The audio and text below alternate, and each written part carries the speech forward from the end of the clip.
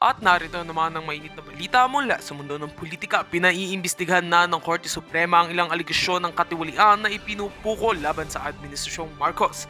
Ang mga opisyal mula sa Philippine Military Academy o PMA ay nagbigay ng kanilang testimonya na naglalaman ng mga detalye tungkol sa umano'y mga maling gawain sa loob ng pamahalaan. Ano nga ba ang katotohanan sa likod ng mga pahayag ng mga opisyal ng PMA? Alamin natin ang buong detalye.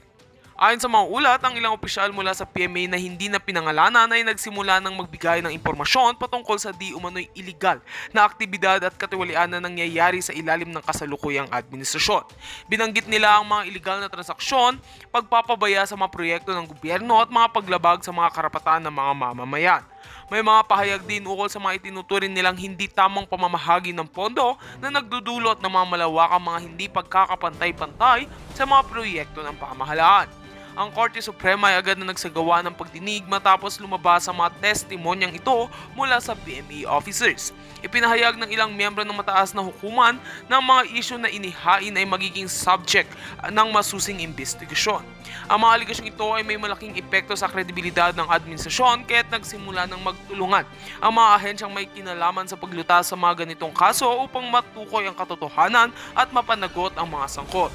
Habang ang mga opisyal ng PMA ay nagsasangkot ng mga pangalan ng ilang mataas na opisyal ng gobyerno, may mga tumutol din sa mapahayag ng ilan sa mga testigo na sinasabi nilang walang sapat na ebidensya upang patunayan ang mga aligasyong ito. Gayunpaman, hindi tinatanggihan ng Korte Suprema ang posibilidad ng pagsasagawa ng masusing investigasyon at sinisiguro nila na walang sinuman, anuman ang kanilang katayuan sa gobyerno ang makakalusot kung proven na may mga kasalanan. Samantala, patuloy ang mga reaksyon mula sa publiko at mga eksperto ukol sa mga paratang na ito. Ang ilang sektor ay nananawagan na dapat matigil na ang mga gawain ng katiwalian sa gobyerno at ipatupad ang mga reforma upang mapanatili ang tiwala ng tao sa mga institusyon ng bansa. Sa kabila ng mga kontrobersiya, umaasa ang mga mamamayan na magiging tapat ang lahat ng ahensya ng gobyerno at magsasagawa ng mga hakbang upang masiguro ang pananagutan sa mga makukulong sa mga kasong ito. Iyon ang ating mga pangunahing balita ngayong araw. Patuloy nating susubaybayan ang mga susunod na kaganapan ukol sa investigasyong ito. At heto nga mga balita ang ating pagkakatutukan at kung bago ka pa lamang sa aking channel ay huwag kakalimutang mag-like, share and subscribe para updated ka sa aming mga bagong balita dito sa Tatak Pinas.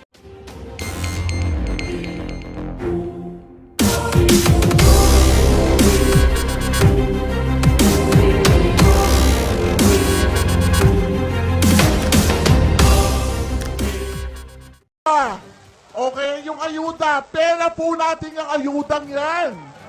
Diba?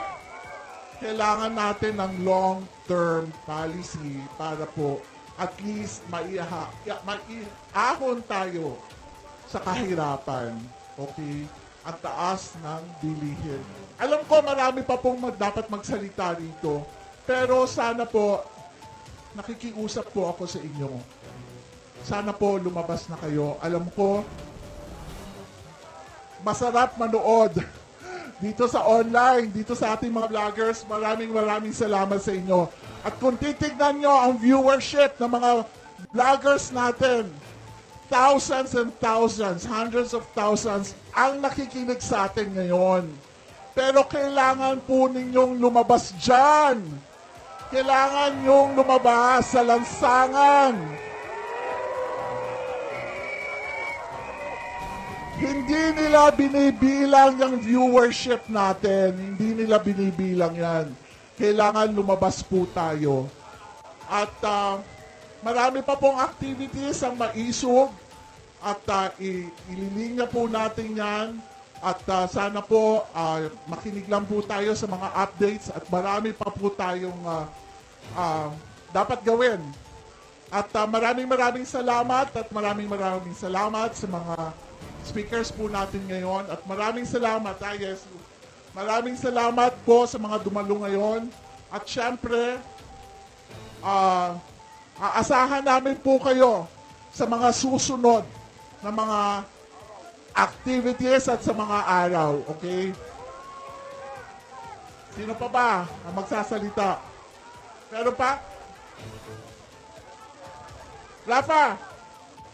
Come, ito po ay nanggagaling sa business sector po. So pakinggan po natin siya pagdating po sa economy, ekonomiya natin. Pasensya na. Magandang hapon, Pilipino! Magandang hapon sa ating lahat, Pilipinas! Lahat tayo nandito para ipamungkahi ang ating sentimiento sa ating administrasyon.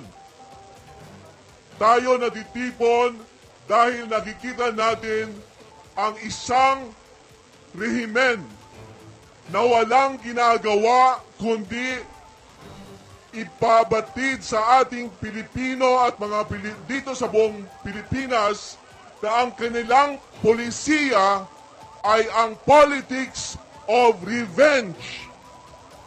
Ano ang politics of revenge? Ang politiko na manggipit, ang politiko na manggurgor, ang politiko na manloko, ang politiko na magnakaw, ang politiko na magsinungaling, ang politiko na hindi depensahan ang mga karapatan ng bawat Pilipino, maging KOJC ka man o INC o Muslim, lahat ng ating karapatan ay nava-violate.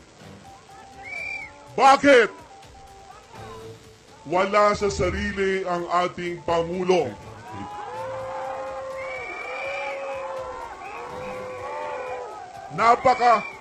Napaka-simple lang po. Nag-issue ng warrant of arrest para kay Pastor Kibuloy. Ang warrant of arrest ay na-execute na noong nakaraang linggo o mga 2 linggo. Yesterday or the other day, bago nangyari ang lahat, nasa loob po kami ng KOJC. Ang lugar ng KOJC ay lugar ng kapayapaan at pagmamahalan. Pero ano ang ginawa nila? Nag-issue ng warrant or in-execute ang warrant. Correct me if I'm wrong, attorney. But the same document ang ginamit, ayaw pang ipakita. Ngayon, ano ang sabi ng CHR? Ano ang sabi ng DSWD? Ano ang sabi just this morning ng Presidente? We should adhere to public order. We should adhere and follow the rule of law. Ang tanong ko sa iyo, Bongbong Marcos, sinusunod mo ba ang batas?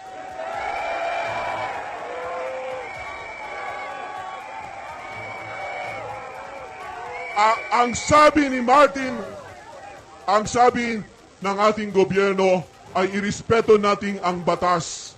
Pero ano ang ginagawa ni Torre? Nilalabag ang batas when they ought to be the defender and protector of every single Filipino. So ano na lang gagawin natin? Are we going to roll over and play dead? Hindi tayo papayag. Kaya ang panawagan natin ay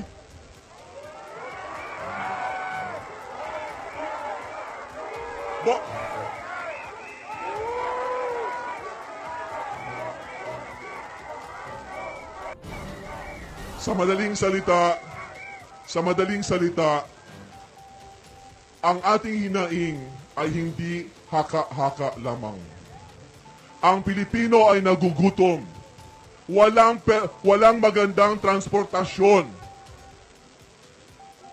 Korupsyon sa gobyerno at nabalitaan nyo na ba na sa Martes gugurgurin ang pondo ng Vice President at hindi bibigyan ng pondo ng Kongreso si Vice President Inday Sara. Pero punong-puno ang kanilang mga bulsa. So again, ang panawagan ng buong Pilipino ay Bongbong!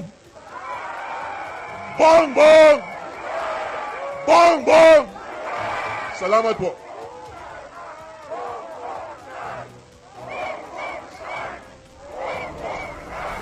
Marcos resign! Marcos resign! Marcos resign!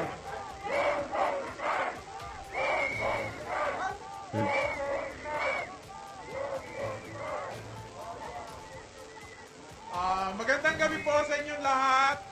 Pumunta po ako dito bilang isang Pilipino na nagmamahal sa ating bayan.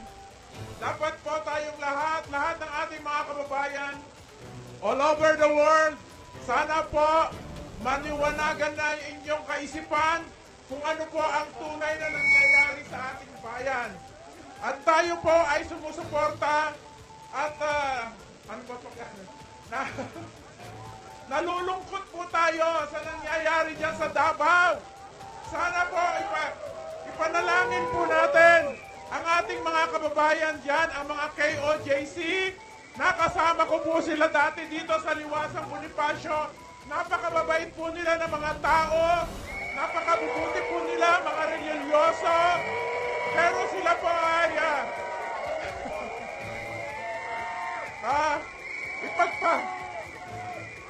ipagdasal po natin sila. Ipagdasal po natin ang ating bayan. Mahalin po natin ang ating bayang Pilipinas.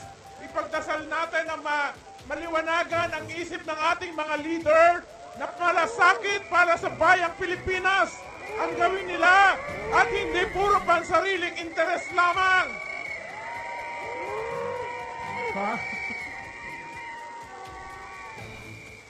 Maraming salamat sa inyong lahat. Mga maisog, mabuhay po tayong lahat. Mga Pilipino na nagmamahal sa ating inang bayan. Mabuhay po tayong lahat. Ipagdasal po natin ang ating bayang Pilipinas. Buhay!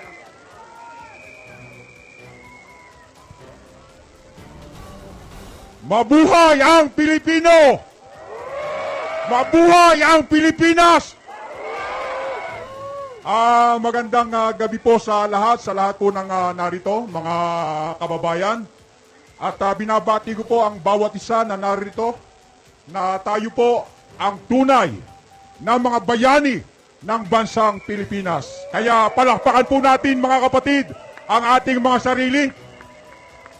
At pinasalamatan ko po ang ating mga magigiting na mga bisita rito, sila Harry Roque, sila Sandra Cam, sila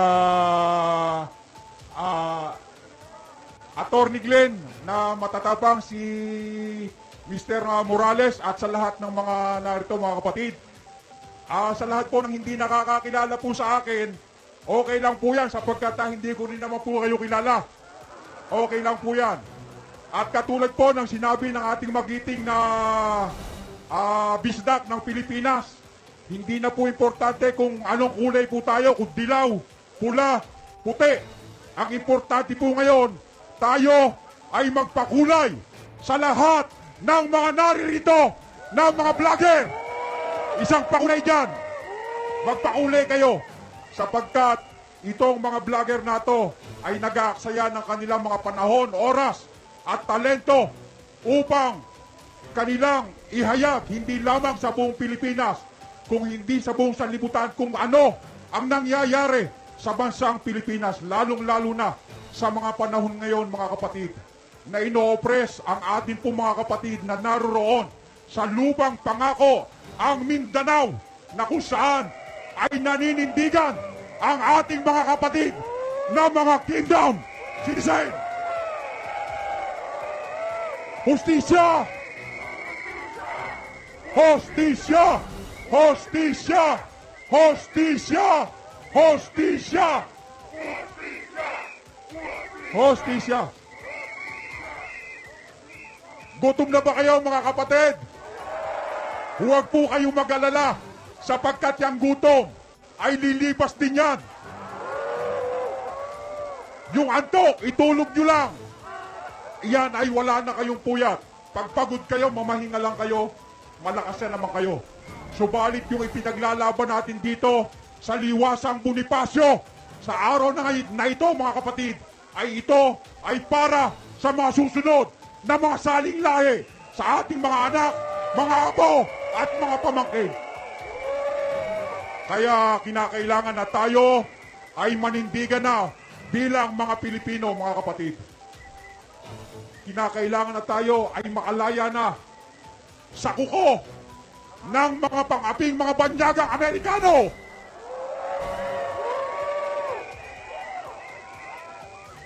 Tayo ay mabubuhay sa ating mga sariling mga paa, katulad ng ipinadama sa atin ng ating dating Pangulo Rodrigo Roa Duterte na hindi siya tumapak sa bansang Amerika. Kaya maraming mga banyaga ang gustong sumakop sa bansang Pilipinas sapagkat tayo ang perlas ng silanganan. Napakarami nating mga natural resources. Tayo ay mabubuhay sa ating mga sariling mga pamayanan sapagkat kahit ano ang itanim ninyo sa inyong mga bakuran, ito ay tutubo. Tayo ay nagpapasalamat sapagkat meron tayong mga kapatid na naninindigan doon sa Davao kahit na i-disperse na ng mga kapulisan ang kanilang mga peaceful na pag-arali doon, mga kapatid. Sila ay nanindigan pa rin. Sila ay binatuhan ng tear gas. Ang kanilang sandata ay panalangin lamang at ang kanilang mga sigaw, mga kamera,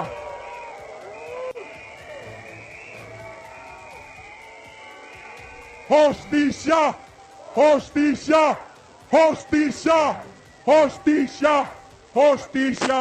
Biruin nyo, mga kababayan, sa buong buhay po ng ating kababayan na si Pastor Apollo Sikibuloy, na siya po mula sa pagkabata niya, mula sa Santa Catalina, Lubao, Pampanga, siya ay napunta sa padako ng Mindanao sa paanan ng bundok Mount Apo, mga kapatid. Kaya ang naging pangalan niya ay Apollo.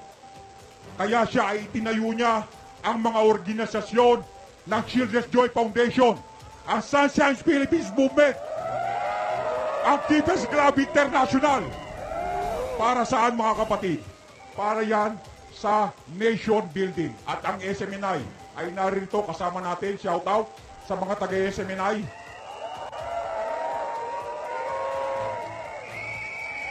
At shoutout din sa mga kapatid natin na narito, ABS-CBN, TV5, na huwag nyo namang baligtarin ang balita, mga pagkat kayo ay Pilipino din.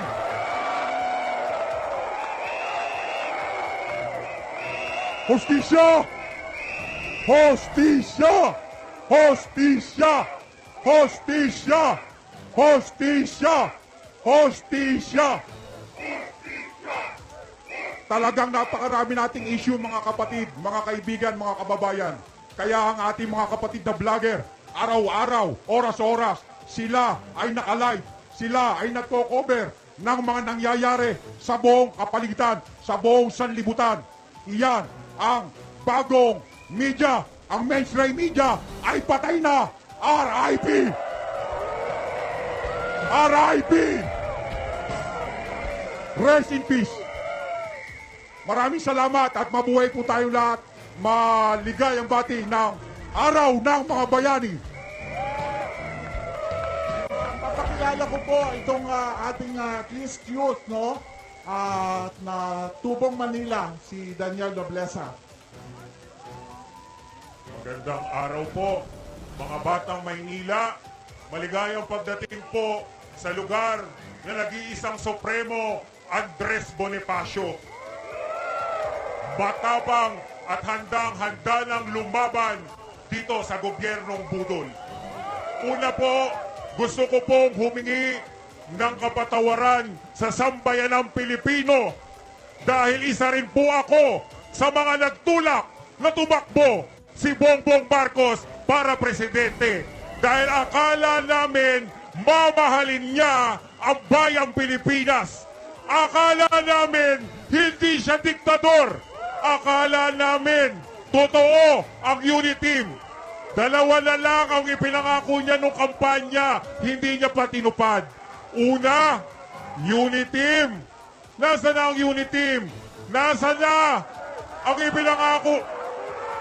Nasaan na ang ipinangako mong pagkakaisa? Nasaan na yung ipinangako mo? Kapag nagkaisa, lahat ng problema ng Pilipinas, sagot na ng pagkakaisa. Unit team na lang, hindi mo pa tinupad. Pangalawa ko pong hihingi ng tawad. Isa po ko sa mga nag-ikot, Luzon, Visayas, Mindanao. Sinasabi ko, lalo na sa mga kapatid nating Muslim, na galit sa pamilya Marcos. Kapag si BBM ang presidente, may 20 pesos na tayong bigas. Kumukulo na ang tiyan ng sambayan ng Pilipino. Ang presyo ng bigas, 55, 45. Pinaglululoko na lang nila tayo. Alam kong nakamonitor ngayon ang mga nakamonitor, lalo na yung mga best friend ko. Magkakasama naman tayo ng kampanya. Masakit sa amin na